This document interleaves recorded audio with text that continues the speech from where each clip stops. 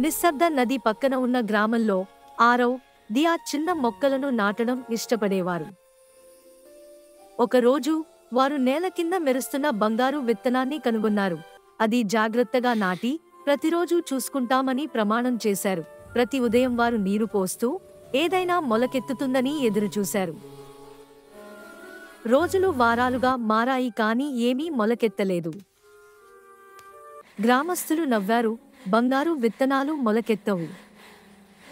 కానీ ఆరవ్, దియా వదిలిపోలేదు.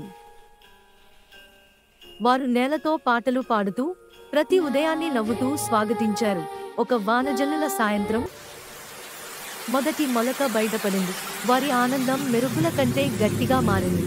ఆ మొక్క ప్రతిరోజు పెరిగింది, ఎత్తుగా, మెరిసేలా. త్వరలో అది వెండి ఆకులతో చిన్న చెట్టుగా మారింది.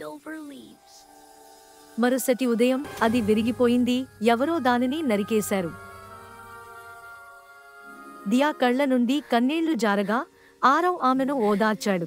ఇంకా ఆరవ్ ఒక పడిపోయిన విత్తనాన్ని తీసుకుని మళ్లీ నాటాడు. రోజులు మళ్లీ గడిచాయి, కానీ ఈసారి మొక్క మరింత బలంగా పెరిగింది.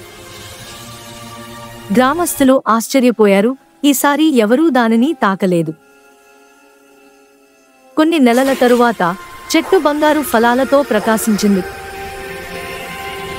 ఆరవ్, దియా ఆ ఫలాలను గ్రామం మొత్తానికి పంచారు. పెద్దవాడు అన్నాడు, ఈ విత్తనం అదృష్టంతో కాదు, ఓర్పుతో మొలకెత్తింది.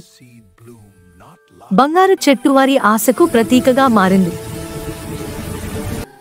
ఆరవ్ నవ్వుతూ అద్దెతో అన్నాడు, కలలు కూడా సమయం కోరుతాయి. దియా తల ఊపింది.